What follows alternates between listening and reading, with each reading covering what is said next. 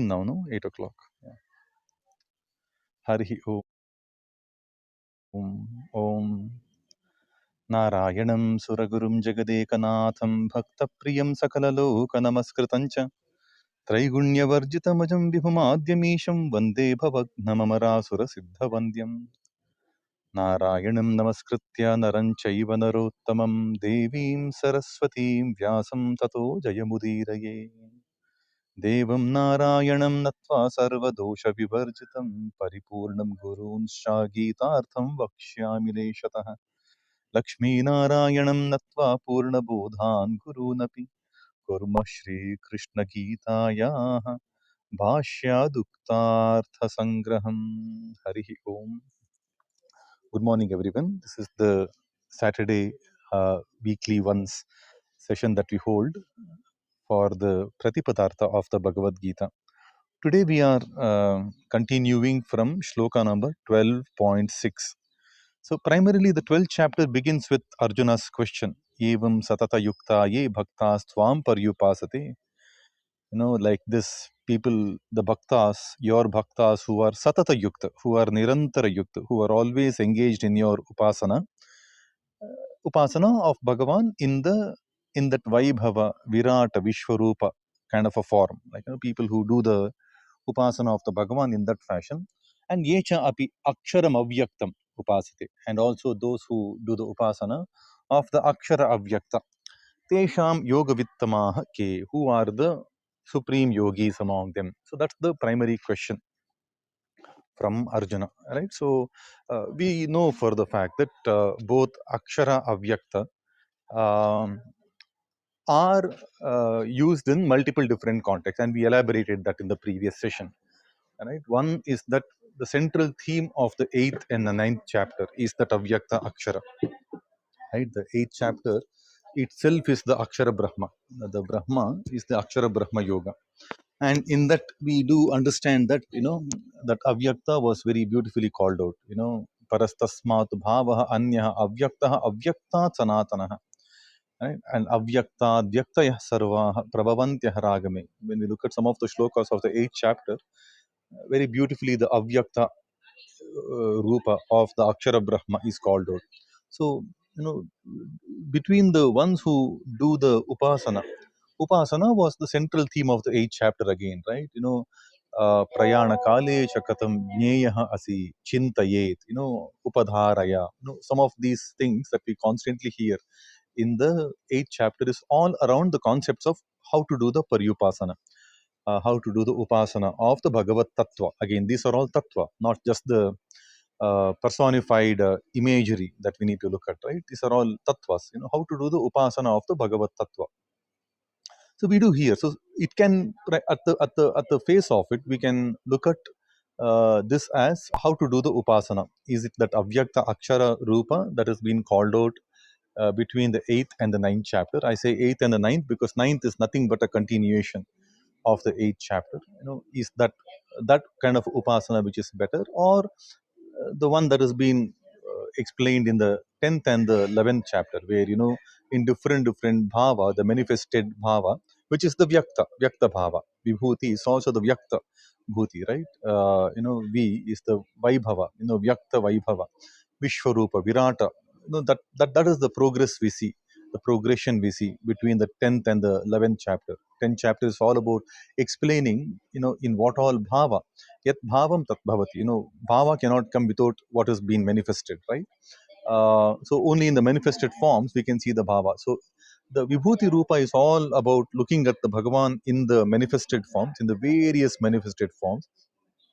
Adityanam, Aham Vishnu, Jyotisham, Raviram Shuman, all of these are manifested forms, right? So we look at the Bhagavan in the various manifested forms, and it is there is no end to the number of Vibhuti Rupas that can be seen, right? Number of Vyakta Rupas are infinite. Na antaha asti mama Vibhuti nam, Rupanam Parantapa, there is no end to the kind of Vibhuti Rupas that can be there. So the Arjuna's question now is about and then the 11th chapter goes on to kind of look at displaying all of that in one single frame, right? Vishwarupa.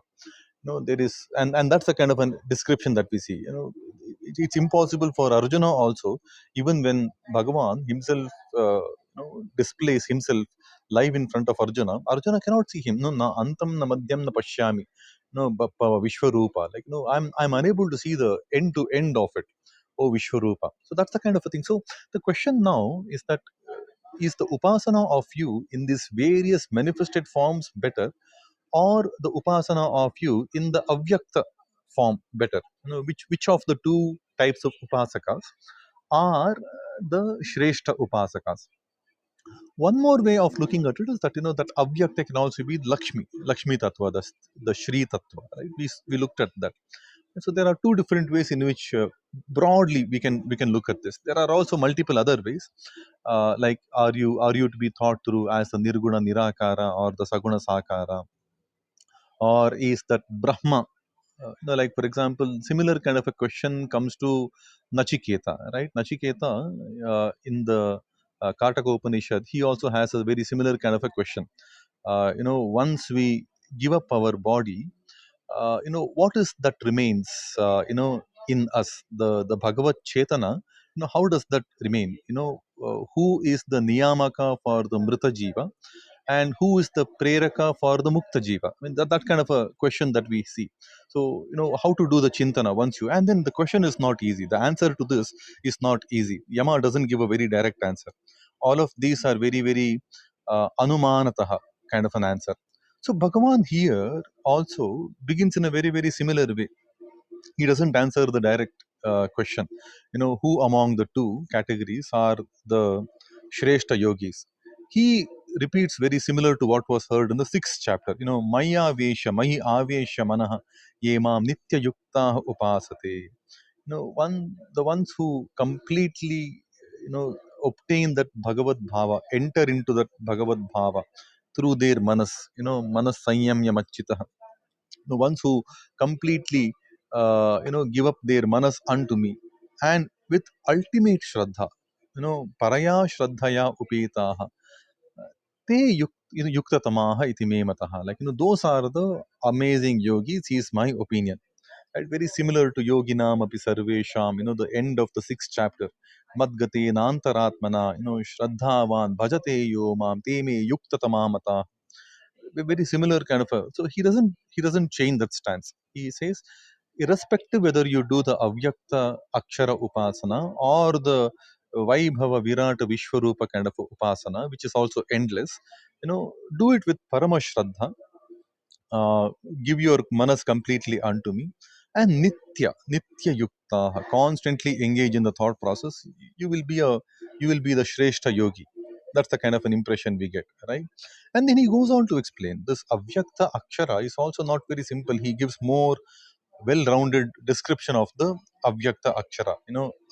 Etu aksharam, akshara is not just avyakta akshara, it is anirdeshyam, it is sarvatragam, it is indescribable, it is all pervading, it is achintyam, unthinkable, and kutastham, right at the top, like the akashavat, khavat, and achalam dhruvam, it is very, very certain, and it is unmovable.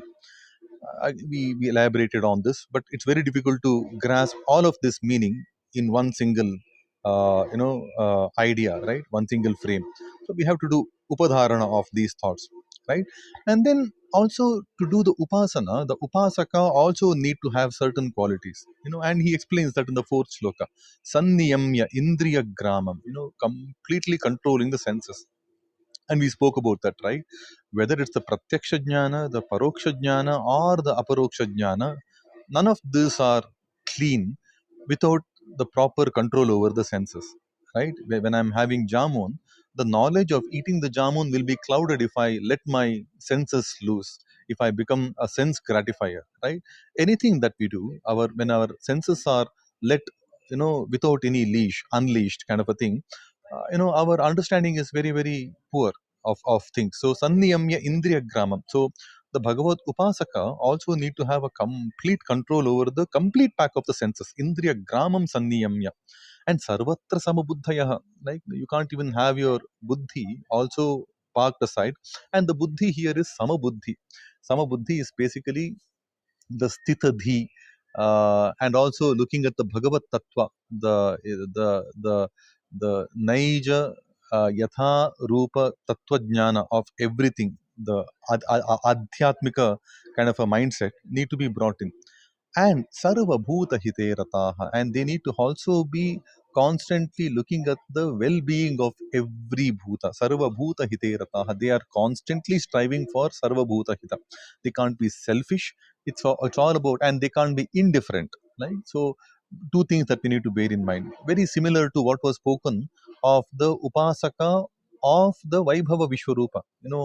मत कर्म कृन मत परमः मत भक्त संगवर्जितः निर्वैरः सर्वभूतेषु. The last shloka of the 11th chapter also stressed upon the same point.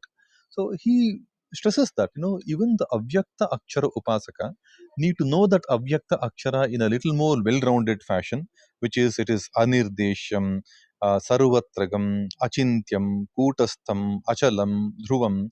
And the Upasaka need to have these constant qualities like, Indriya Gramam, Sanniyamya, Sarvatra Samabuddhi, and Sarva Bhuta Hiterataha. They also acquire me only. Te api mameva prapnuvanti. That's the kind of a thing he says. So it's not a question of which kind of a upasaka is better. Every kind of a upasaka will acquire me. But then he goes on to warn Arjuna. In the fifth shloka is about the warning about the difficulty of the avyakta akshara upasana. He says, Kleshaha adhikataraha. Tesham, among the upasakas of the avyakta akshara, the kleshas are very, very, too many. And kleshas, we discussed that, right? When we look into some of the augmentative granthas like the Patanjala Yoga Sutra, we will see that kleshas are described as, avidya, asmita, raga, dvesha, abhinivesha. These, dehavadbihi, as long as you are embodied in the body, the kleshas are too many. Be it the avidya. Avidya, the root of avidya is kama. Kama, krodha, madha, lobha, moha, matsarya. These are the avidyas, right? They manipulate our main antakaranas like the manas, buddhi, and the indriya. They manipulate them and then kind of deceive us.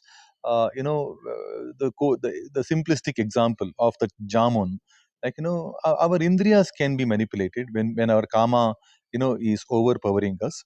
Kama, krodha, lobha, when these things are overpowering us, our indriyas can be manipulated. Our manas then subsequently can be manipulated, and that's what he says in the third chapter. I think Krishna explains that, etaihi vimohayati eshah jnana mavritya dehinam. It will cloud our jnana, like this kama, krodha, it will cloud. And then the adhisthana of this kama is that, indriyani mano buddhi asya adhisthana muchyate. Like that's what we heard in the third chapter. So because of that, klesha, avidya is a klesha.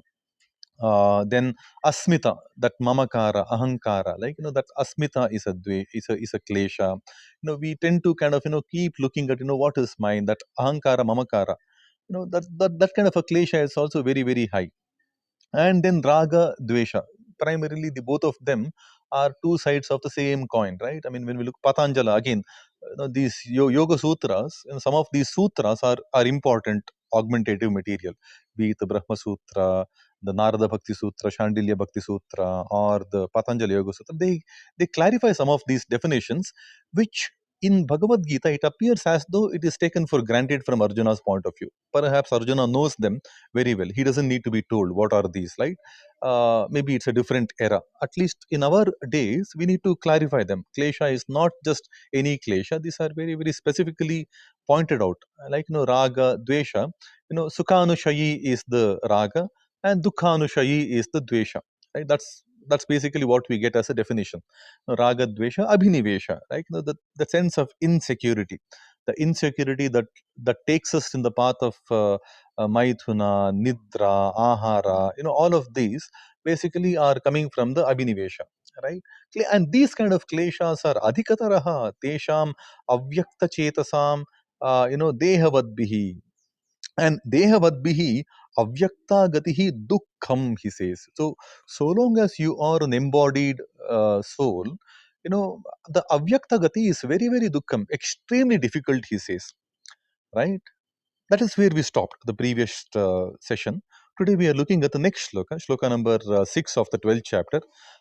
Click on the link given by Shraddhaji at the just below the room title. We will be taken through this website.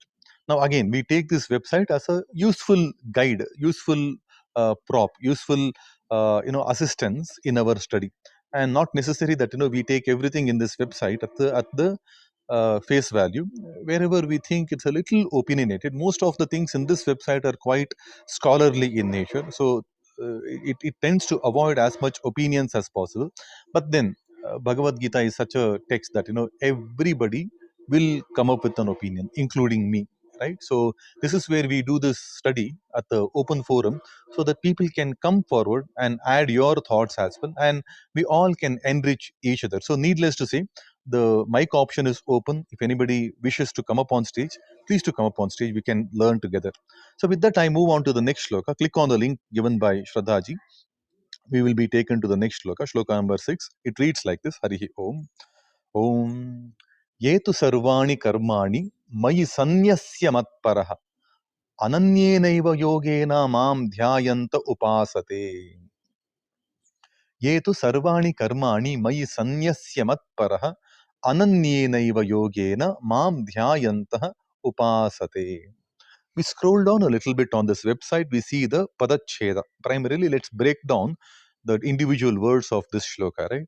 Ye tu sarvani karmani mayi sanyasya matparaha ananyena eva. That's a sandhi. Ananyena eva yogena mam dhyayantah upasate. Dhyayanta upasate. There are two sandhis here, right? Dhyayantah upasate, dhyayanta upasate. There is a visarga lopa. Let's see what this sounds like. When we put these words into a proper sentence, we get something called the Anvaya. Anvaya section is right above the Padacheda, right? Within the same web page. So scroll up a little bit.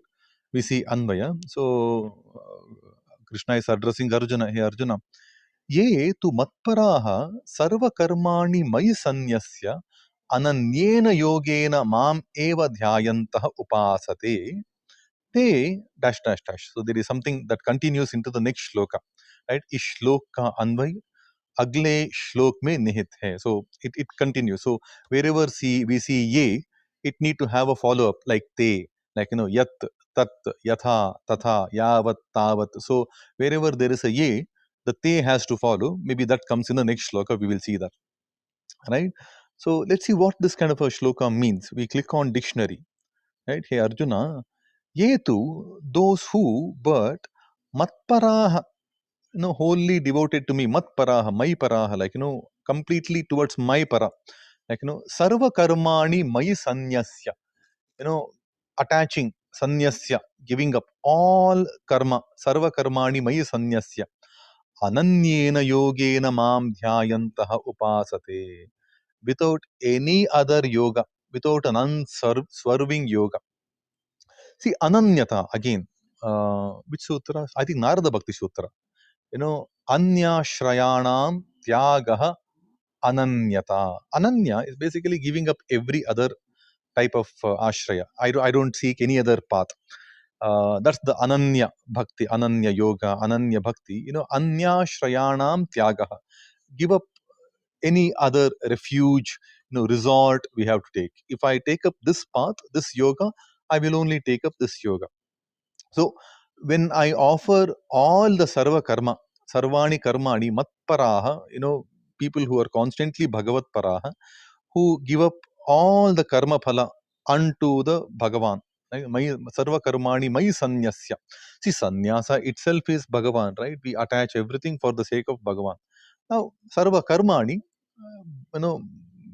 Bhagavate sanyasya, like, in him we offer all the karma, and mam dhyayantah eva upasate. Constantly the dhyana is also towards that Bhagavan. Now, dhyana also is explained in uh, the I think Patanjali Yoga Sutra explains that, tatra pratyaye katanata dhyanam. No, so tatra pratyaya ekatanata dhyanam. Like, when you have that continuous flow, so whatever we do the dharana, right, of this kind of a yoga, mam dhyayantaha, like, we have certain imagery of the Bhagavan, we have certain thoughts around the Bhagavan. When you do the constant upasana of that, when you let that thought crystallize and kind of, form a proper solid imprint in our mind, some kind of a mental modification happens, that pratyaya, that is the dhyana. In loosely translated way, we call it as meditation, right? So, mam dhyayantah upasate. Those people who completely offer everything of their all of their karma and stay completely towards the Bhagavan and constantly do the Bhagavad upasana. What happens to them? We will see that in the next shloka. So let's quickly see what Aurobindo has to say for this one. Come back to the main screen of this web page and then scroll below. The last section is the Aurobindo interpretation, right? But those who give up all their actions unto me, sarva karmani maya sanyasya, and wholly devoted to me, mam dhya, matparaha, and worship meditating on me with an unswerving yoga, ananyena yogena mam eva dhyayantah upasate. Now here yoga can be sannahana. So yoga can, when we look into the Amara Kosha, there are apps available, right, on the Android Play Store. We can check those. Like, one of the meanings of the word yoga is a upaya. That is what we saw. Most of our first shatka, the first 6 chapters, wherever we saw the word yoga, I think upaya can be a better understanding of it. But here, I think yoga can be the sannahana, towards that Bhagavad para, mat para, ananyena yogena. Without ananya is again anyashrayanam tyagaha. Give up a thought of taking up any other shelter. Ananyena yogena, with an unswerving yoga, O Partha, I deliver. Okay, this is coming. This is a little jumping the line. It's primarily taking something from the next shloka. But nonetheless, O Partha, I deliver them out of the sea of death-bound existence. We will see that. That comes a little later, right? Teshamaham samudharta mrityu samsara sagarat is next shloka. I think, O Partha, I deliver them out of the sea of the death-bound existence. So I think let's see both the shlokas together. We'll quickly move on to the next shloka. Click on next. The right top of the screen, we can click on next and we will be taken to the next shloka. Okay, let's hear that. Tesham aham samudharta mrityu samsara sagarat bhavami nachirat partha maya veshita chetasam. Tesham aham samudharta mrityu samsara sagarat bhavami nachirat partha maya veshita chetasam. Let's quickly see the padacheda for this. Tesham aham samudharta mrityu samsara sagarat bhavami nachirat partha mai aveshita chetasam. Mai aveshita maya veshita. There is something called the yana sandhi that happens. Yana sandhi, right? Maya veshita chetasam. So let's see the anvaya for this. Hey Partha, मयि आवेशित चेतसां तेषाम् अहं न चिरात् मृत्यु संसार सागरात् समुद्धर्ता भवामि. Right? What does that mean? Hey Partha, oh Partha. Partha is again a very endearing kind of a sambodhana, right? Because Krishna's link to Arjuna from a relationship is through Pritha, which is Kunti. So he is son of Pritha, Partha. Right? Hey Partha, oh Partha. Mai aveshita tesham chetasam. People who have taken the avesha. Avesha has the pravishane. Like, it's the people who have entered unto me. Entered unto me is basically obtained the complete Bhagavad Bhava. The Bhagavad Bhava, people who have obtained, we tend to popularly call those 4 top bhavas. Right? The bhavas are fundamentally that mudita bhava, you know, uh, Mudita Bhava, Maitra Bhava, Karunya Bhava, Upeksha Bhava. These are the 4 top Bhagavad Bhavas we tend to think, which tend to give us the Bhagavad Prasada, right? So And this again comes in the Patanjali Yoga Sutra. These details also do come under the Patanjali Yoga Sutra when we really want to obtain the Bhagavad Bhava. And that is where whenever we look at words like, te prapnuvanti mam eva, mam eva eti, they enter unto me, they obtain me, they get me. They get Bhagavan is basically getting the true Bhagavad Bhava. When we saw the word, Sarva Bhuta Hite Rataha, basically when we are Sarva Bhuta Hitas, when we are constantly striving or expecting or working towards the well-being of every living being, we will have these four natural behaviors, these four natural traits.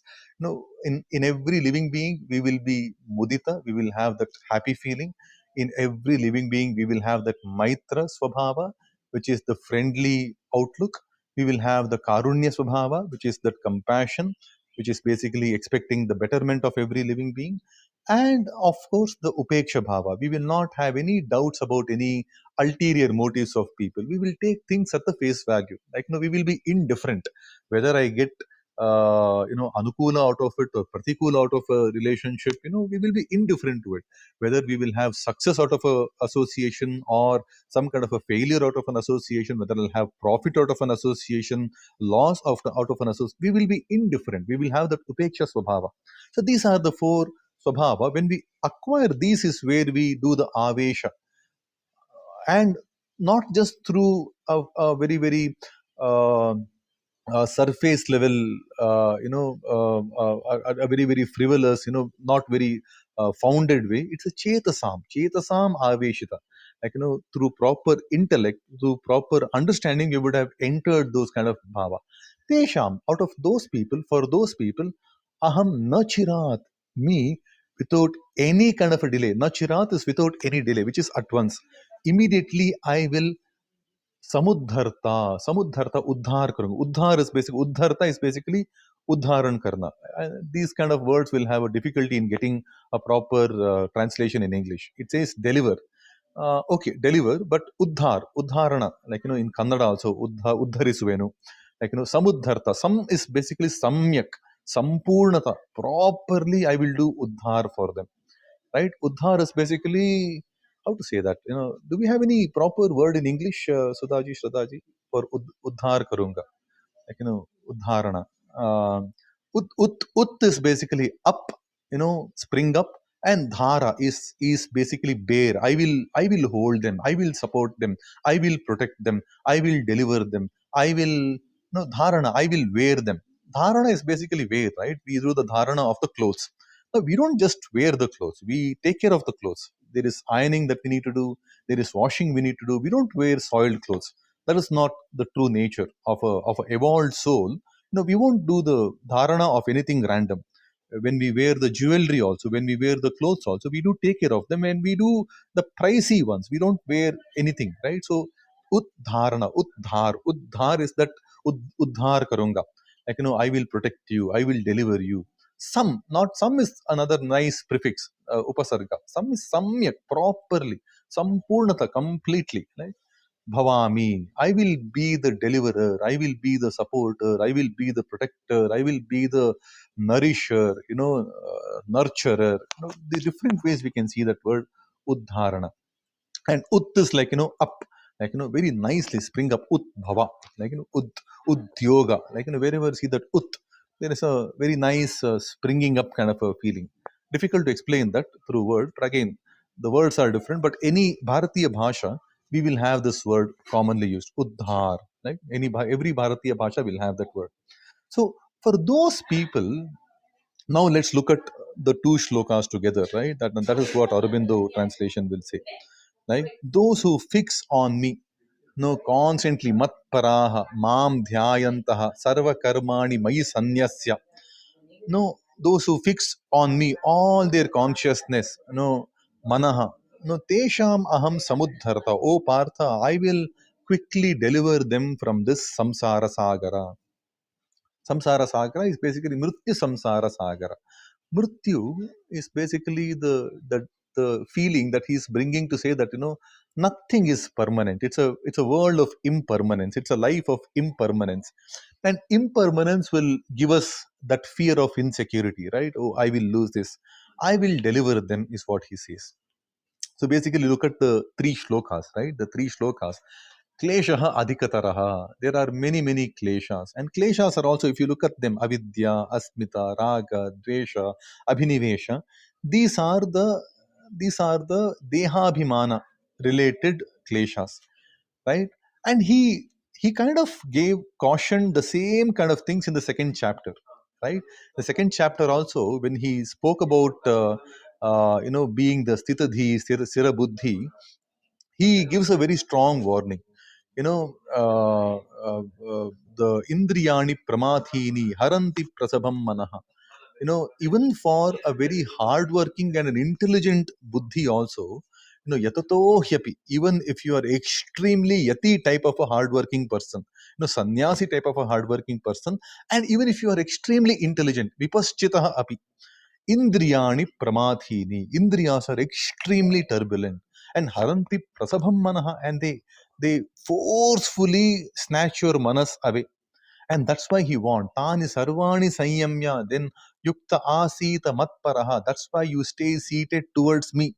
Matparaha dhyayantaha. Like, you seat and vashehi yasya indriyani. When you offer all your indriya karma towards the Bhagavan, vashehi yasya indriyani, tasya prajna pratishtita. Then your prajna will be solidified. In sthirata, in sthiti, in ekagrata sthiti. That's the thing that we hear in the second chapter. And here he wants the same thing, dehavatpihi, kleshaha adhikataraha. Then in the third chapter also he brings in the Bhakti Bhava. Mayi sarvani karmani sanyasyadhyatma chetasa nirashir nirmamo bhutva yudhyasva vigatajvaraha. Right? And that is what he is reminding now. Tani sarvani karmani mayi sanyasya matparaha ananyeneva yogena mam dhyayanta upasate. Then in the fourth chapter also he says, kama, Vitaraga bhayakrodaha manmaya mamupashyataha bahavo jnana tapasa puta madbhava magataha. And that is precisely what he is telling. Bhava, Tesha maham samudharta mrityu samsara sagarat maya veshita chetasam. Bhavami nachirat partha maya veshita chetasam. When we acquire that Bhagavad Bhava, Tesha maham samudharta. That jnana, he will give that jnana through which we can easily overcome the mrityu samsara sagara. That he explains the nature of this jnana in the fourth chapter. You know, sarvam jnana plavenaiva vrijinam santarishyasi. You will be able to overcome this vrijina, this papi samudra, this papi samsara samudra. You will be able to overcome this very, very fluently with the help of the jnana. So once we acquire that Bhagavad Bhava, we acquire that aparoksha jnana. Aparoksha jnana is about looking at that Bhagavan in everything. Sarvam kalvidam brahma, satyam jnanam anantam brahma. When we see that, we will be able to easily overcome that, sarvam jnana plavena. Through that jnana plava, vrijinam santarishasi. We will be able to swim over this vrijina, that sagara of the mrityu samsara. You will be able to overcome. So when you look at these shlokas, right? Shloka number 5 onward, I think in every chapter preceding to this one, the Bhakti Bhava has been seeded by Bhagavan.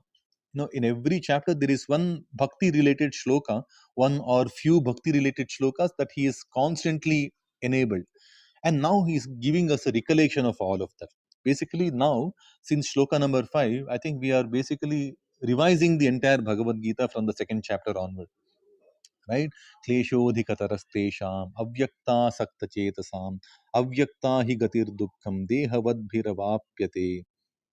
you know Tani sarvani karmani sanyasyadhyatma, mayi sanyasya matparaha ananyeneva yogena mam dhyayanta upasate teshamaham samudharta mrityu samsara sagarat bhavami nachirat partha maya veshita chetasam. Right? And then he says, the next shloka, Mayyeva mana adhatsva, mayi buddhim niveshaya, nivasishyasi mayyeva, ata urdhvam na samshayaha. This sounds very similar to a shloka in the fifth chapter. Brahmanyadhaya karmanis, no sangam tyaktva karoti yaha lipyate na sapapena padma patramivambhasa.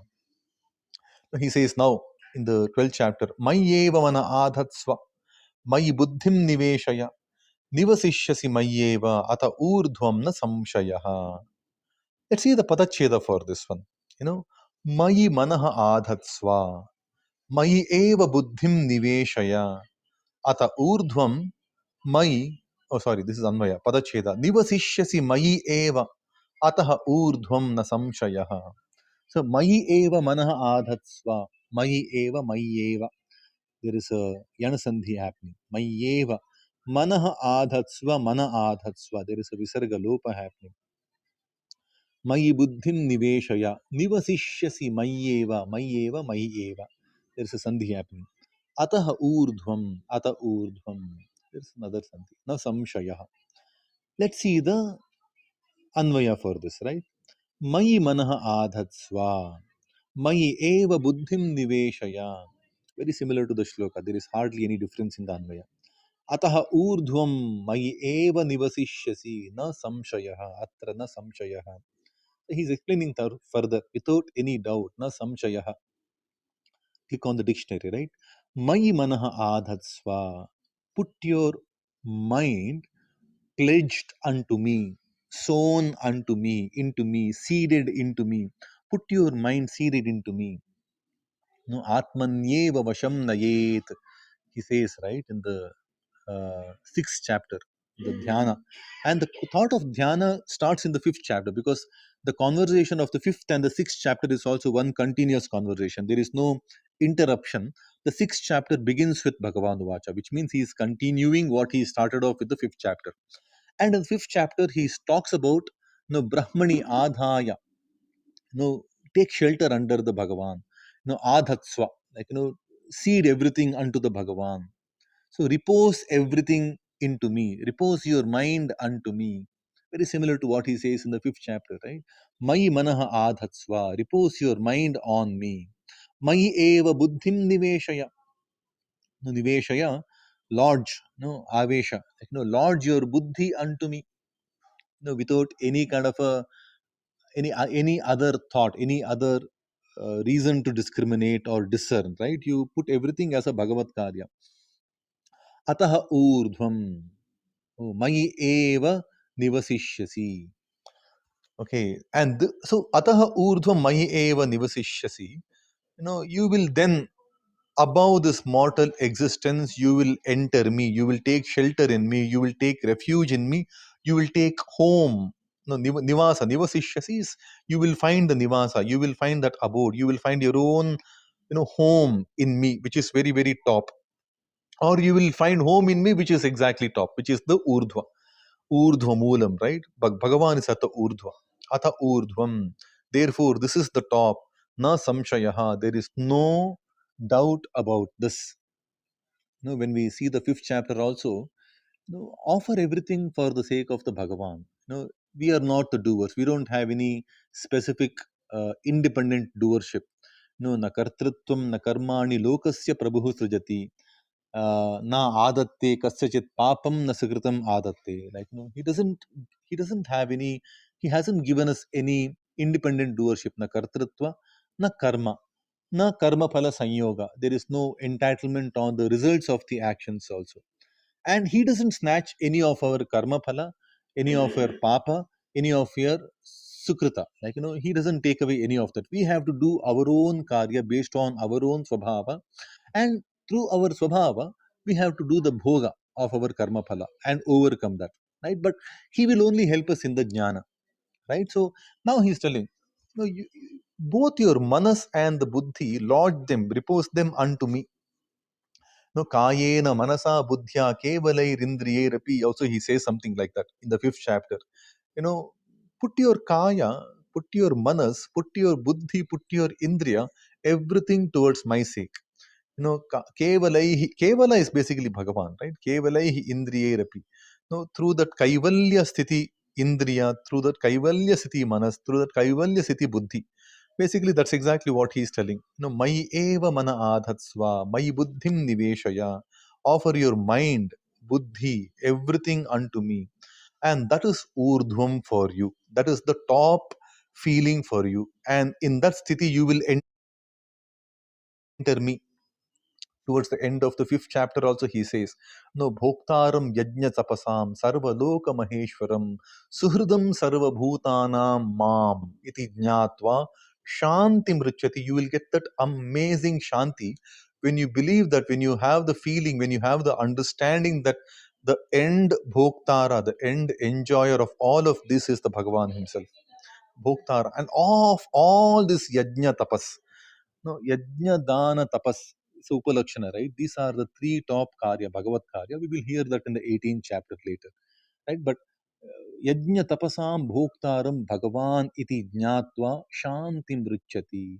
Sarvaloka maheshwaram mam iti jnatva shantim ruchyati. That's what he said in the fifth chapter. And here he says, once you lodge your mind, buddhi, everything unto me, and which means invariably that all your actions, all your thoughts, all your intentions, and all your experiences are the Bhagavad experiences, right? In that you enter me, you will enter my dhama, nivasishyasi mayi eva, and that is urdhva, without any doubt, na samshayaha. So basically, in this Bhakti Yoga, he is reminding us of that Bhakti Swabhava that he had seeded in chapter after chapter. Every chapter had that Bhakti Bhava being sown. And now we are looking at the Parama Bhakti debrief, Upasamhara. This is the Bhakti Upasamhara. While this chapter is called the Bhakti Yoga, it can be seen as a Upasamhara of the various Bhakti related thoughts that were sown in chapter after chapter. Let's quickly see what Aurobindo interpretation says. On me repose all your mind, right? Mayeva manaha adatsva. And lodge all your understanding in me. Mayi eva buddhim niveshaya. Doubt not, na samshayaha, that thou shalt dwell in me above this mortal existence. Ataha urdhvam mayi eva nivasishyasi. Again, than English, if you read the interpretation in Hindi, that makes a lot more close to the Sanskrit Anvaya, and the interpretation also will be quite easy. You can all do that, privately. And if you find something interesting, please to come up on stage and share. This is an open stage. This is a joint study room that we do, and none of us are experts of Samskrita nor of Bhagavad-Gita. We are only doing a facilitation job of reading through the website and then putting some extra thoughts from few other thoughts we have obtained thanks to the 5,000 year strong legacy of the Sanatana Dharma, right? Where great Bhagavatas, Acharyas have given commentaries on this scripture. So we do that kinchit upasana through those thoughts that we have acquired through the study of few other scriptures, but there is no end to how much we can study Bhagavad Gita, right? So come up on stage. We would love to hear from you if you have any special thoughts. With that, we move on to the next shloka. Shloka number 9. Okay, Harihi Om. Atha chittam samadhatum na shaknoshi mayi sthiram abhyasa yogena tataha mamichhaptum dhananjaya. Atha chittam samadhatum na shaknoshi mayi sthiram abhyasa yogena tato mamichhaptum dhananjaya. So earlier shloka he called him Partha, now he calls him Dhananjaya. Dhananjaya is basically Dhanam Jayati. Dhananjaya for a Kshatriya is a very proper word, right? Kshatriya can win the war, right? He is not supposed to win the wealth. But winning the war gives us the dhana prapti, right? And also with proper self-control, you will also acquire the biggest dhana of all, which is the health. Health is the biggest dhana, right? So apart from the wealth, which is the Aishwarya Prapti, which is the spoils of the war. Whenever a Kshatriya wins a war, he also wins the spoils of the war, right? And Kshatriya, to be a winnable Kshatriya, he needs to have that strong health also. So it's a very nice Sambodhana, Dhananjaya. And that could be apt for what he is about to tell. Right? Let's see what Padacheda is for this shloka. Scroll down a little bit on this website, right? Atha chittam samadhatum na shaknoshi mayi sthiram abhyasa yogena tatah mam becomes tato mam ichha aptum dhananjaya. What does the Anvaya say? Hey Dhananjaya, atha mayi chittam sthiram samadhatum na shaknoshi. Tataha abhyasa yogena mam aptum ichha. Right? What does that mean? Hey Dhananjaya, O Dhananjaya, atha mayi chittam sthiram samadhatum na shaknoshi. Na shaknoshi. If you are not able to keep your mind fixed upon me, chitta fixed upon me, the consciousness fixed in me, atha, then my chittam, in me the chitta, sthiram samadhatum, in proper sthirata, to keep, na shaknoshi, you are unable to do that.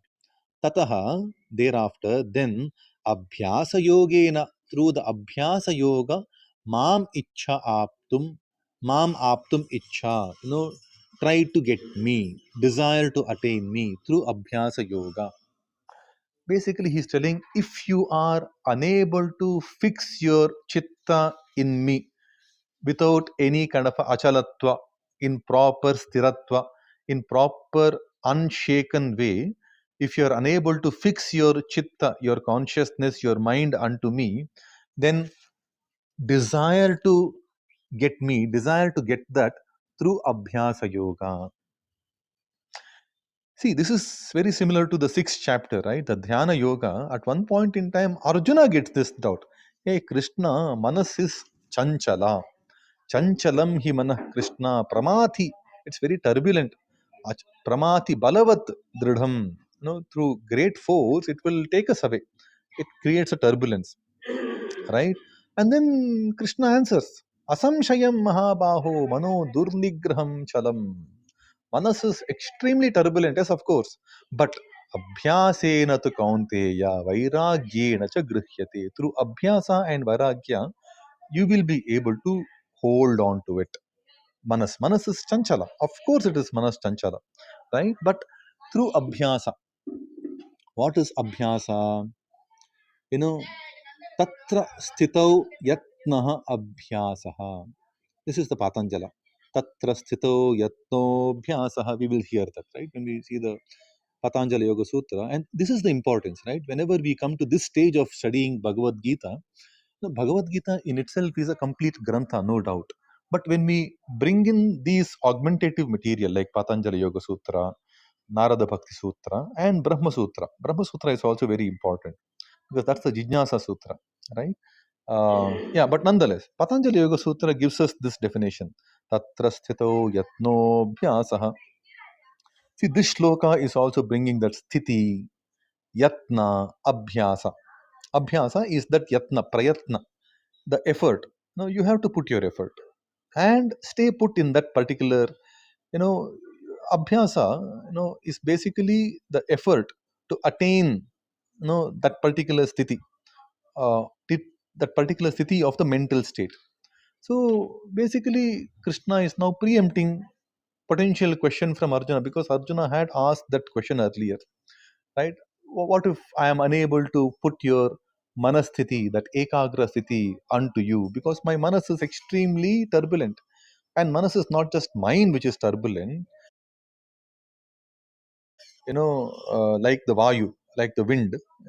Manas is turbulent for everyone. So Krishna acknowledges that. So that is when he brings in the element of bhakti. Abhyasena tu kaunteya vairagyena cha grihyate. So the bhakti swabhava that he brought in the sixth chapter is what he is basically alluding to in this chapter. Bring in the so if you are unable to put your manas, buddhi, the chitta completely sthirata in me, if you're unable to fix without any kind of a motion your manas, buddhi, and chitta unto me, then aspire to get that through abhyasa, which is the dhyana, right? That's what he says. Let's see what Aurobindo interpretation gives for this shloka. Right? So look at this, right? Shloka by shloka, shloka after shloka, he is taking us back to chapter after chapter. Every chapter of Bhagavad Gita is kind of, quickly given a recollection to, a revision to, right? So Aurobind interpretation, very simplistic. And if you are not able to keep the consciousness fixed steadily, sthitam, steadily in me, then by yoga of practice, abhyasa yogena tataha, seek after me, mam ichha, aptum ichha, desire to seek me, O Dhananjaya. That is winning the war. Winning the manas, winning the turbulent mind is winning the war. Right? That is the ultimate dhana. O Dhananjaya. Acquiring that Bhagavad Sthiti, acquiring that Bhagavad Sthiti through the Abhyasa Yoga itself is akin to winning the war. Right? Mam aptum ichha. O Dhananjaya. So this is where the Sambodhana makes some bit of uh, relevance in terms of what kind of a upasana we need to do. Dhananjaya. Earlier he used the word Partha. Partha is where he had to bring in the endearing way, because Nachirat, you know, I will know, I will mrityu samsara sagarat, Nachirat bhavami, he says. No? That is where the endearing nature, the Bhagavat Prapti is so nice that, once we get that avesha, he will only help us. So he used the word Sambodhana Partha there. He had to use a very endearing kind of a Sambodhana there. Now he's telling you will become Dhananjaya. He is Dhananjaya, no doubt, because Arjuna is always known to display these key traits of an amazing student, which are Shravana, Manana, Nididhyasana. That's why he is repeatedly called Dhananjaya from many, many people.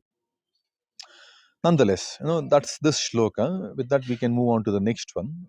Next shloka, shloka number 10. It reads like this: Harihi Om.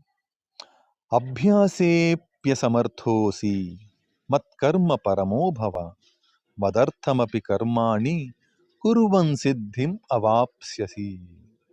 अभ्यासे अप्यसमर्थोऽसि मत्कर्म परमो भव मदर्थमपि कर्माणि कुर्वन् सिद्धिमवाप्स्यसि. What does the padacheda say? Abhyase api, abhyase api. That's the purva rupa sandhi. Api asamarthaha, apyasamarthaha, abhyasepyasamarthaha, asamarthaha asi asamarthosi. Right? That's another purva rupa sandhi. Right? Mat karma paramaha bhava, paramaha bhava, paramo bhava. So visarga sandhi, right? Mat arthamapi, madarthamapi. That's the just the mat artham, madartham. Madarthamapi karmani kurvan siddhim avapsyasi. That's the padacheda.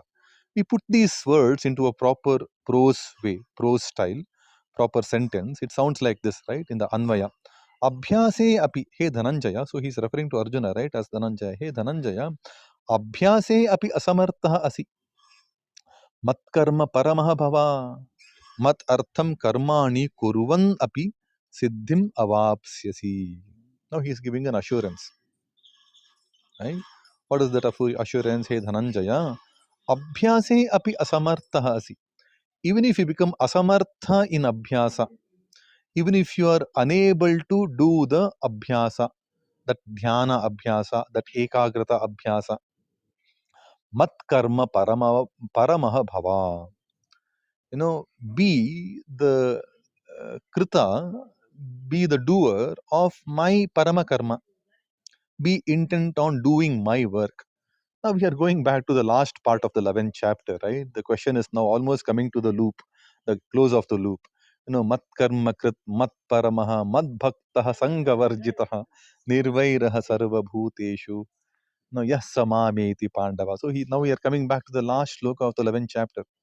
But this is exactly what he had spoken in the 7th chapter also. We'll come to that, right? There is nothing new that he spoke, right? Context was different. The context in which all these things were explained is different, right? But the message was given in the 7th chapter itself. We'll come to that. Mat karma paramaha bhava. No, be part of my karma.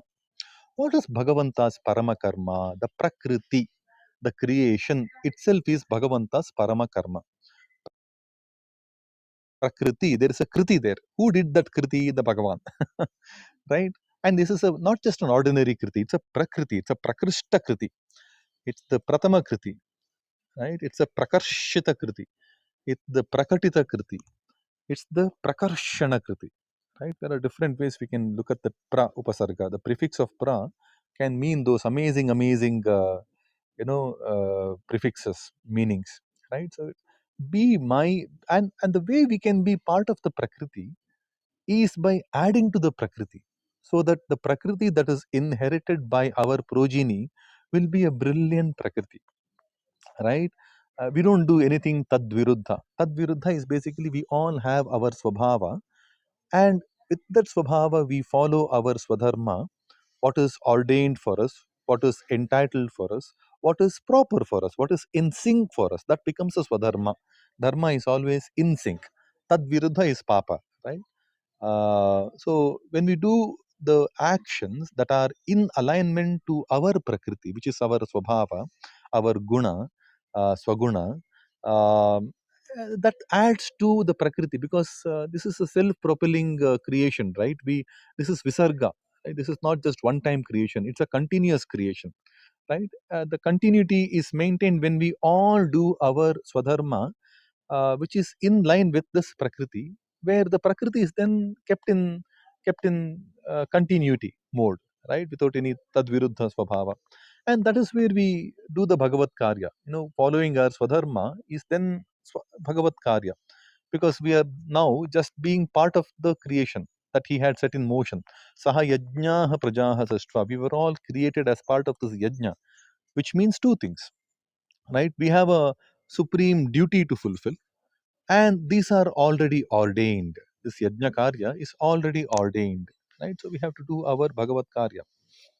Mat karma, mat parama karma bhava. No, we have to do that parama karya of the Bhagavan. And mat artham karmani kuruvan api siddhim avapsyasi. And when we do all our karmani for his artha, for his sake, for Bhagavat's sake, then also we will acquire the siddhi. Thou shall attain siddhi. Siddhi is perfection. Siddhi is basically ready, right? We are ready for success. Siddhi is success. Siddhi, like for example, in Kannada we use a phrase called Siddha Padisu, Siddh Karo. We get them ready. The raw rice is not eatable, but the cooked rice is Siddhi, right? It is ready to consume. So Siddhi Mavapsasi, you will be ready. Ready for what? Ready for Bhagavad Prapti, right? To acquire the Bhagavad Bhava, right? We saw similar kind of a message in the seventh chapter also. Like, uh, Manushyanam sahasreshu kaschid yatati siddhaye, and yatatam api siddhanam kaschin mam veti tattvataha. From that point, there are thousands of people, who have attained siddhi, and even among those few siddhis, not many people really understand the Bhagavat Tattva through the proper Tattva, right? And that's where he started elaborating on the Vijnana, the Vividhata Prakatita Jnana Vijnana Rupa, right? And after explaining the gunas, the prakriti, the para prakriti, the apara prakriti in the seventh chapter, then explaining how the asuri prabhava, daiva swabhava are emanating from people, which is essentially surrendering to the Bhagavad Bhava or choosing not to do that surrender. Right? This is where the Daiva Asura Sampat, basically is elaborated. So we hear all of that. Then four types of bhaktas are explained in the seventh chapter. Towards the end, he says, Yesham tu antagatam papam, jananam punya karmanam. When we overcome our papa is basically acquired in the birth itself because of the moha. But when we overcoming the papa is where we deliberate more and more to do more and more of our swadharma. We will not do anything that is against to our swadharma. Esham to antagatam papam. When our papa has taken the end of it, has seen the end of it, where we do more and more of our swadharma, which is basically mat karma krit, he says, no, mat karma paramaha, no, mat artham karmani. No, when te esham to antagatam papam, jananam punya karma is basically when we do more and more of the Bhagavad Karya. Te dvandva moha nirmuktaha bhajante mam dridhavrataha. No, when they are completely devoid of this dvandva, the confusion, they will keep on doing bhajana. They offer themselves vibhajana. They offer themselves completely towards me, which is they get the siddhi, right? They obtain me, they enter the Bhagavad Prapti. That's precisely what he is now recollecting in this shloka. Abhyase api asamartha asi. Even if your dhyana seems to be failing, even if your abhyasa yoga is seeming to be failing, don't worry. Pledge yourself completely towards the Bhagavad karma, Bhagavad artha karma. When you do that constantly, then also you will achieve the siddhi. Let's quickly see what Aurobindo translation says. Um, if you are unable to even seek by practice, then be it your supreme aim to do my work. Doing all actions for my sake, you shall attain perfection. There is a question how to know one's true swabhava. Swabhava, we have to keep on, there is a hint given by Krishna, right? And this hint is given in the second chapter itself. No, Traigunya Vishaya Vedaha Nistraigunyo Bhavarjuna, right? Uh, this everything in this Veda, Vedokta Karma, they are all to do with Trigunatmaka Vishayas. They are all Traigunya Vishayaha. Traigunya Vishayaha Vedaha Nistraigunyo Bhavarjuna. You please overcome these Triguna. No, cross over these Triguna. But immediately he says, Nirdvando Nitya Sattvastho. Right? Nirdvandva. Overcome the confusions also. And Nitya Sattvastaha. As much as Sattva is part of the Triguna fold, we have to deliberate. Our constant deliberation is to become as much sattvic as possible, as much sattva gunatmaka as possible. Now, the follow up question can be, what is sattva gunatmaka? The true bhava. Sat and bhava are conjoined, they're always intertwined, intertwined to each other, entwined to each other. And we will see more of what is sattva, what is rajas, what is tamas in maybe the 17th and 18th chapter, right? This nitya sattvastaha bhava Niryogakshema Atmavan Bhava. Now, Yogakshema is the Preya. Preyaha Mandaha Yogakshemo Vrunate. This is something that we hear in the Kataka Upanishad. Now, when we are Preyaskara, when we try to seek what is good for me, we always look for yoga and kshema. Yoga is alabdhasya praptihi. Desiring to acquire what we do not have currently is yoga. And kshema is maintaining what we uh, already possess. That's the kshema, yoga kshema, niryoga kshema, atmavan bhava. Now, overcome the preyaskara journey. Look for what is shreyas for you. Don't look for what is preyas. Preyas is what we tend to temporarily feel, momentarily feel what is good for me. Like, needing sleep is temporarily good for me. Having food is temporarily good for me. Eating the McDonald's burger can be temporarily good for me. Because it kind of, satiates my immediate urge, something like that, right? So these are preyaskara. That is the yoga kshema, where we constantly go behind yoga kshema. Overcome all these things. So overcome that. Be nitya sattvastha. No, Nitya Sattvastha, again, there are many ways in which we can interpret. There is a Jnana, Sattva Jnana, there is Sattva, Sattvika determination, there is a Sattvika, Sukha, happiness. Now, this elaboration comes in the 18th chapter. We can see that later. When we deliberate ourselves in the path of the Sattva behavior, our Swabhava will naturally show up. You know, when we see the course of how the studenthood also proceeds, um, there are points in time where different people give up their education, different people give up their study, right? And that is all driven through the swabhava. We will realize that.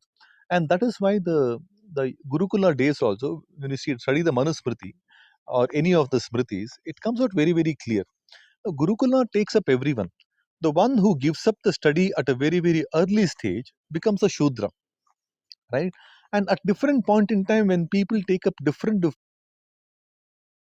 different expertise of study, that is where the Kshatriya Swabhava, the Vaishya Swabhava comes out very, very clearly, right? So Swabhava, we don't know upfront what it is. It's only through prayatna, it's only through conscious deliberation of being in that absolute Sattva Swabhava is where our true colors will come out.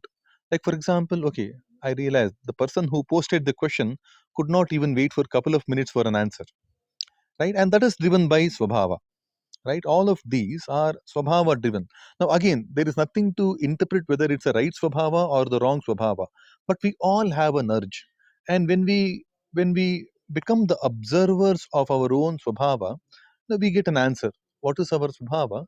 But basically, we have to pledge ourselves to be in the Nirantara Sthiti. Oh, you're here. Sorry, I'm sorry. I couldn't see. There is some problem with Clubhouse, right? And again, there are people who stay here, people who quit here. All of these are coming from Swabhava, right? People make a statement and run away. But I think the clue to determine, realize, discover our Swabhava comes in that shloka of Krishna in the second chapter. Traigunya Vishayaha Vedaha Nistraigunyo Bhava Arjuna Nirdvandvaha Bhava Nitya Sattvastaha Bhava. That's the key. Key is deliberate to the path of being sattvika, then our true colors will come out. Try the nirahara exercise one day, right? Our true colors will come out. Try studying this entire scripture, continuously. Our true colors will come out. Look for the long-term happiness. Our true colors will come out. Try some of the things that are taught in the fifth chapter, sixth chapter, you know, where he says, Bahya Sparsheshvasaktatma Vindatyatmani Yatsukam Sa Brahma Yoga Yuktatma Sukam Akshaya Mashnute. Try to acquire that Akshaya Sukha. Our true colors will come out. And trust me, not many people are there. In the first attempt, not many people are there. We have to do several attempts to reach some bit of semblance of that Akshaya Sukha. So our Swabhava can be in the self-correcting. So basically, in that path of Swabhava realization, it's a journey. The way I understand, it's a journey. We slowly but surely overcome vasanas after vasanas.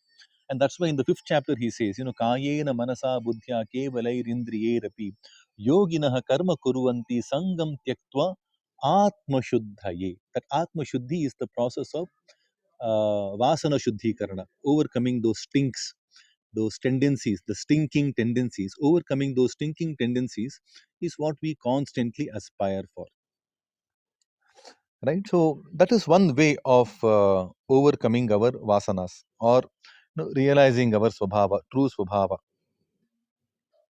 Okay, with that we can move on to the next shloka. Next shloka is shloka number 11. It reads like this: Harihi Om. अथैतदप्यशक्तोऽसि कर्तुं मद्योगमाश्रितः सर्वकर्मफलत्यागं ततः कुरु यतात्मवान् अथ अथैतदप्यशक्तोऽसि कर्तुं मद्योगमाश्रितः सर्वकर्मफलत्यागं ततः कुरु यतात्मवान्. Now, what does he say here? The padacheda. We'll see the padacheda. अथ एतत् अपि अशक्तः असि कर्तुं मत् योगम् आश्रितः सर्वकर्मफलत्यागं ततः कुरु यतात्मवान्. अथ एतत् अपि अथैतत्. There is something called the vriddhi sandhi. एतत् अपि एतदपि अथैतदपि एतत् अपि एतदपि जश्त्व sandhi. Something called api ashaktah apyashaktah. There is something called the yana sandhi. Yan sandhi. Apyashaktah ashaktah asi ashaktosi. Something called the purva rupa sandhi. Kartum mat yogam madhyogam ashritah. Sarva karma phalatyagam tatah kuru yatatmavan. Yata atmavan yatatmavan. Something called the savarna dirgha sandhi. What does the anvaya sound like? Atha mat yogam ashritah etat kartum api ashaktah asi. Tataha yata atmavan sarva karma phalatyagam kuru. What does that mean? We'll click on dictionary, right? Atha, thereafter, but if, atha can be thereafter also, right? Thereafter, mat yogam ashritaha, mad yogam ashritaha. Ashritaha is taking ashraya, resorting to mat yogam, my path of yoga. In my path of yoga, you are unable to take complete resolve, take complete resort, take complete shelter. If you are unable to completely resort to my yoga, etat kartum api ashaktaha asi.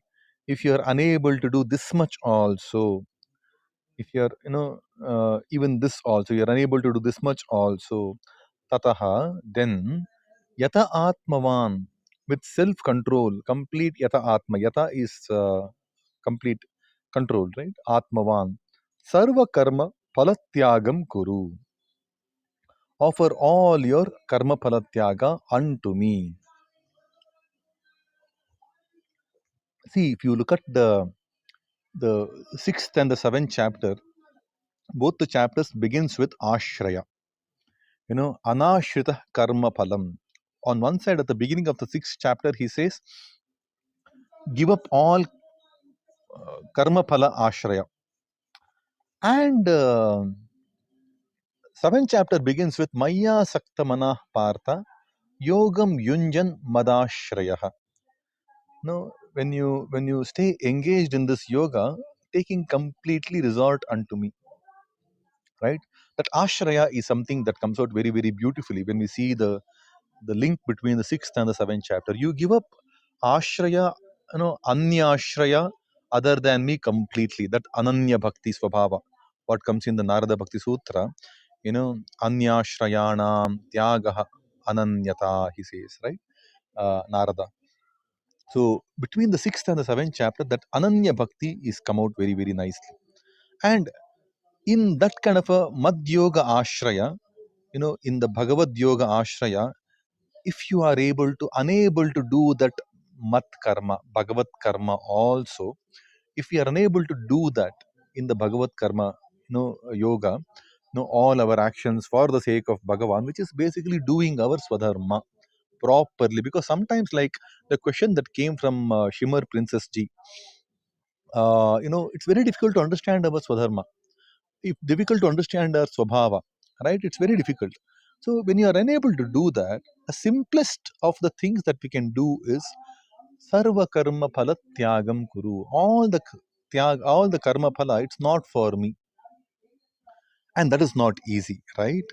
When we offer the sarva karma phala tyaga towards the Bhagavan, we offer everything to Bhagavan, which means we are the uchishta bhojinaha. Bhagavad-Gita has this expression, uchishta bhojino dasaha tava mayam jayemahi. He says, Uddhava says that we will now offer everything that I do for you. In the third and the fourth chapter, I think that expression comes. Yajna shishta shinaha santaha. That's the karma karma palatyaga. When we offer everything for the sake of Bhagavan, we might have worked hard for obtaining the grains. We might have spent a lot of effort in cooking the food.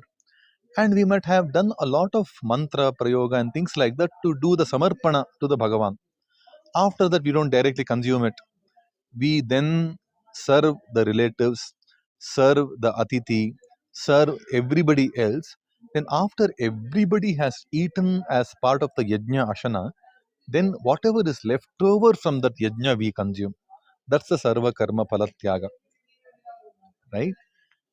Now, the sarva karma palatyagam kuru. Basically, he's telling that if you are unable to understand your swabhava, if you are unable to understand your swadharma, if you are unable to do the Bhagavad Karya, taking Bhagavad Ashraya, if you are unable to decide what that is, the best thing to do is offer your sarva karma palatyaga unto me, right? Which is basically become the uchishta bhojinaha. Do the yajna shishtashinah. Be the consumer of whatever is left over from this yajna. See, when we see the 8th and the 9th chapter as one single stretch of message, from the 3rd shloka of the 8th chapter, when Bhagavan Uvacha starts, right? Uh, you know, Kim Tat Brahma, Kim Adhyatma, Kim Karma Purushottama, Bhagavan starts off, right? Aksharam Brahma Paramam Swabhavo Dhyatma Muchyate. From that point onward till the 11th shloka of the 10th chapter, it's one straight conversation, Bhagavad Upadesha, which means majority of the 9th chapter, the entire 9th chapter is nothing but an extension to what Bhagavan says in the 8th chapter. It's nothing new. And in that discourse, basically, 9th chapter is basically extension of 8th chapter to the way where if 8th chapter explains what has to be thought about, in 9th chapter, he only explains how that thought process can be refined. The Bhakti Bhava can be refined. It's all the Bhakti Bhava. 9th chapter is all about Bhakti Bhava. And that is where at one point he goes on to say, whatever you have to do, offer that to me.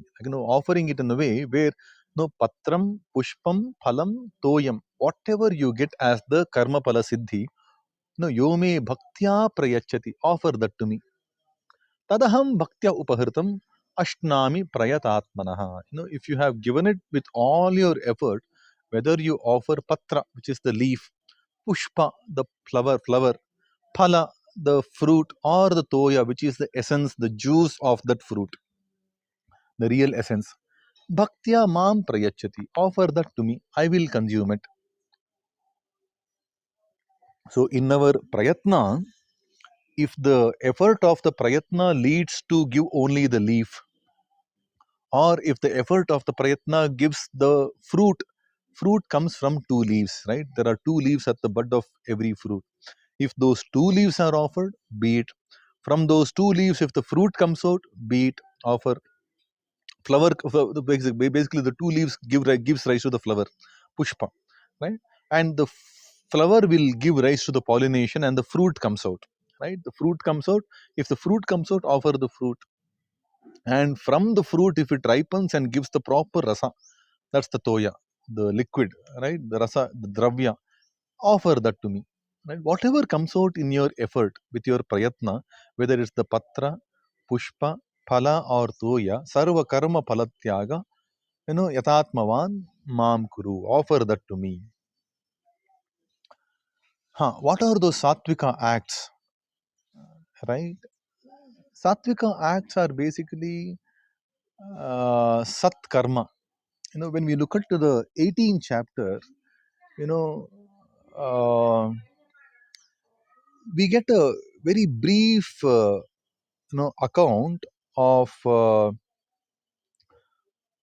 Sattvika Jnana. Sattvika Jnana is essentially looking at Bhagavan in everything, right? And there is uh,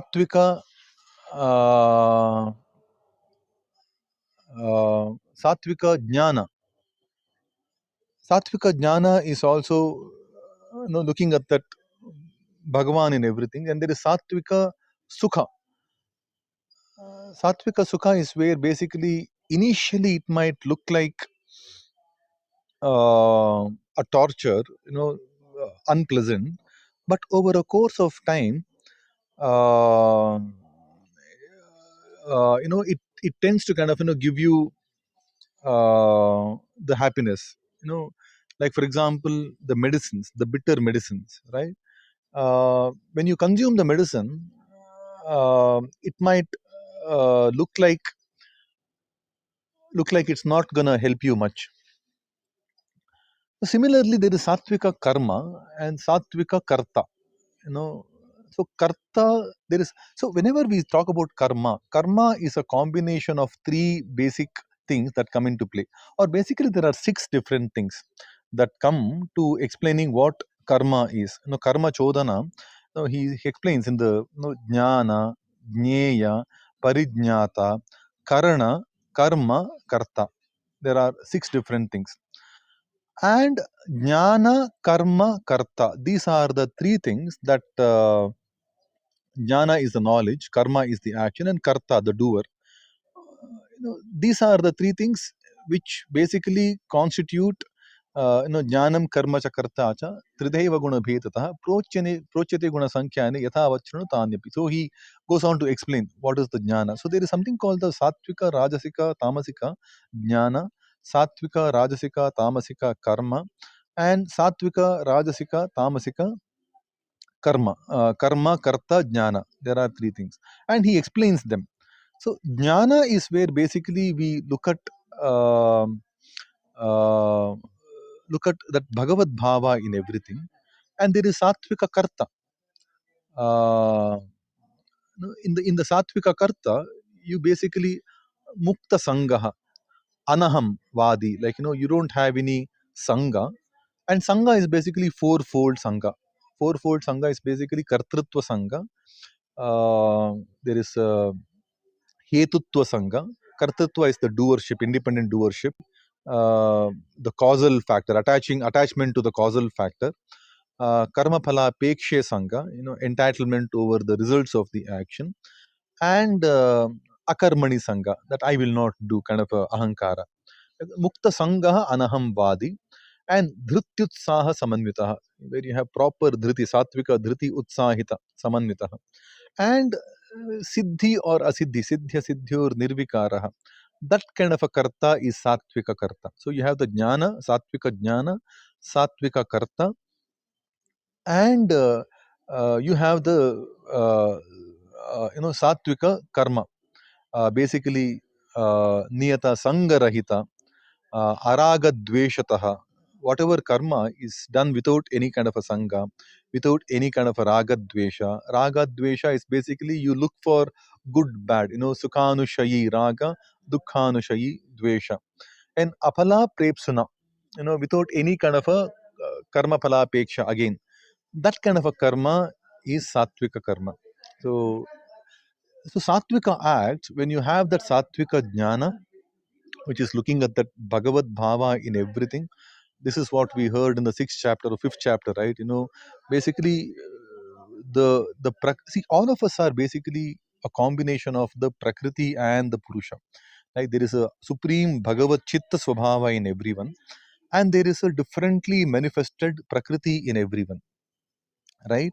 In Shraddha ji, in Sudha ji, in me, in Vishwanath ji, in everyone, there is some kind of a Prakriti. We all are a combination of this Pancha Mahabhuta, right? At the end of the day. And they have manifested in different ways. And then not only us, I think we can elaborate on this a little more when we come to the next chapter, right? There is Prakriti and there is Prakriti's Vikaras. There are different Vikaras of the Prakriti, right? We will hear all of that. We can elaborate on that. Basically, we all possess this, and while we possess this, we reflect differently. The same Chetana, the same Bhagavad Chit that we all possess, we reflect them differently, like the traffic lights. The green, the red, the orange, the amber, the light is the same. The Mula Bhuta light is the same, but the color that comes out is primarily because of the filtering that is there inside the light. If there is a green filter, we will see the green light. If there is a red filter, we will see the red light, right? So the Mula Bhuta, the root light is the same in everything. The filter, and filter is the basically the Bhautika, the Prakritika filter, right? So the Sattvika Jnana is basically the one who really sees that Mula Bhuta. In Mula Bhuta, you don't even blur the lines. You understand the Tattva for what they are, but you also appreciate the Bhagavad Tattva in everyone. So that is basically the Sattvika Jnana. Then Sattvika Karta. You need to be a Sattvika Karta. Once you have these two in place, then your karma becomes Sattvika Karma, which is basically Niyatam Sangha Rahitam. You don't have any kind of a Sangha. And the Sangha is basically the fourfold Sangha. You don't have any pride, unnecessary vanity of I am the doer, Kartrutva Sangha. Hetutva Sangha, that I do this for this sake. Like, like for example, Arjuna's intention of fighting the war is because these are all papi, mahapapi. They have done extreme papa for them. He is unable to comprehend the fact that this is Dharma Yuddha, that's his duty to do what he is supposed to do. Right? So, Hetutva Karma. He is unable to comprehend the fact that this is a Bhagavad Karya. right? He should give up the fact that these are all Atatainaha. It could be the Guru, it could be the Pitamaha, but he has to do the Bhagavad Karya. So that Hetutva Sangha, you have to know Varjita, you have to give up that. So Nityam Niyatam Sangha Rahitam. You have to give up that Sangha Rahita sthiti, and then aragadveshatah, without any ragadvesha, without really looking for what is good for me, what is swarga para for me, what is naraka para for me, what is sukhashayi for me, what is dukhashayi for me. Give up that, right? And apala prepsuna karma, without that act which is without any real pensions for a karma phala. That karma is the sattvika karma, right? Constantly look to do things like that. I mean, these are very constant themes, but again, look at the 18th chapter. I think these things will come in a very, very much more elaborate fashion. Okay, Vishwanath ji has come up on stage. Do you have any quick interjection, Vishwanath ji? Oh, he didn't come up, Bhartaji. Yeah, now Let's he's continue, here. Bhartaji. I think we are unable to see that. With that, we can move on to the next shloka. One moment. Hari Om. Very beautiful. Shreyo hi jnanam abhyasad jnanad dhyanam vishishyate. Dhyanat karma phala tyagas tyagat shantiranantaram. Right? Shreyo hi jnanam abhyasat jnanat dhyanam vishishyate. Dhyanat karma phala tyagas tyagat shantiranantaram. Let's see the padacheda. Shreya hi jnanam. Shreyo hi jnanam. Abhyasat jnanat. Abhyasat jnanat. Jnanat dhyanam. Jnanat dhyanam. So there is a Shutva Sandhi, Jashtva Sandhi. There are different Sandhis happening. Vishishyate. Dhyanat karma phala tyagah tyagat. Tyagas tyagat. There is a Visarga Sattva Sandhi. Tyagat shantim. Tyagat shantim. Shantihi anantaram. Shantir anantaram. So there are a few Sandhis. We'll put them into a proper sentence. Abhyasat jnanam hi shreyaha. Jnanat dhyanam vishishyate. ध्यानात् कर्म फल त्यागः विशिष्यते त्यागात् अनंतरम शांति or shreyaha or vishishyate. We can say that also, but let's see what it means. It says abhyasat jnanam hi shreyaha, right? More than the abhyasa, more than the karma, more than the karma practice, the jnana is important. Jnana is greater. Shreyaha. Jnana is better. Jnana is better than karma, of course, right?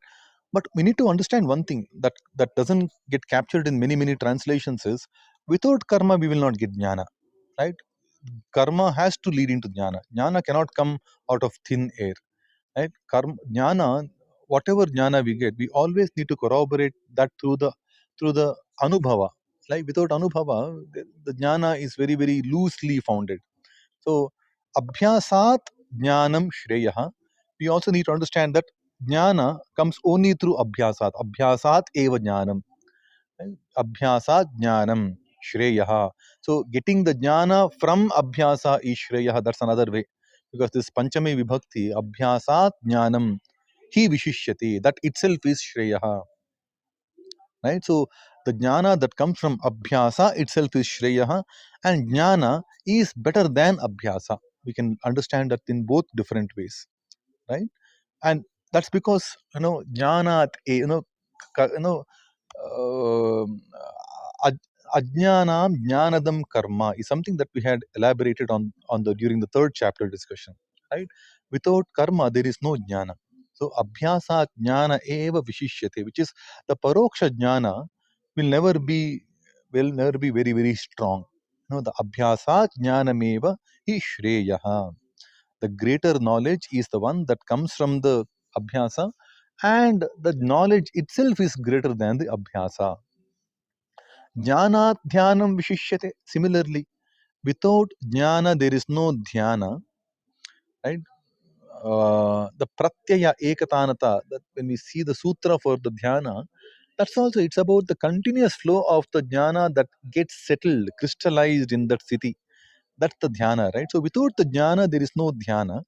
And out of that jnana, out of that dharana of the jnana and the continuous dharana of the jnana itself is the dhyana becomes vishishyate, dhyana becomes special. So from the jnana, the dhyana becomes special. So it's a continuous chain. Please also look at that because this doesn't come in any of the translations. From the abhyasa, the jnana comes and that is shreyas. And from the jnana, the dhyana comes and that is vishesha. And dhyanat karma palatyagaha, it's only through the dhyana sthiti, right? The karma palatyaga is effortlessly possible. Otherwise, we might be doing it at the surface level with a lot of asuya kind of a feeling inside. We might have done tyaga because somebody had pushed us into a state of compulsion. But if we really want to give up the tyaga sthiti, give up things, it can only happen through the internal dhyana. So dhyanat eva karma palatyagaha vishishyate.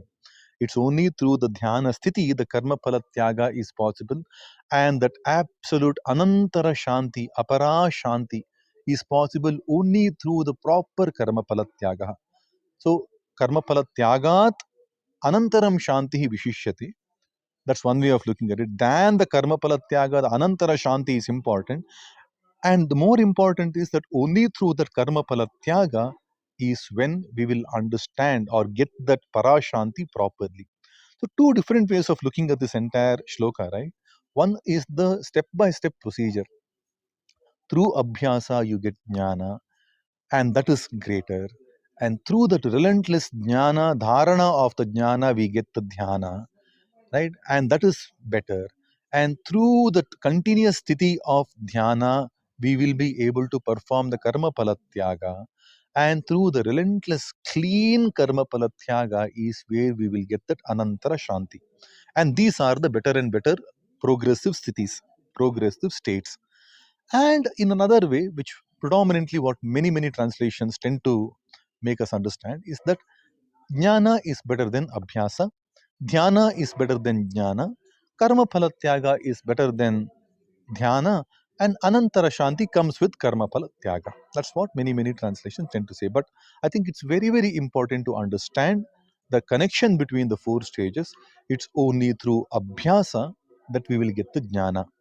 It's only through the continuous dharana of the jnana is where we will get the dhyana, the aparoksha jnana. And it's only through that continuous sthiti of the dhyana that we will be able to peacefully, without any asuya, we will be able to do the karma palatyaga.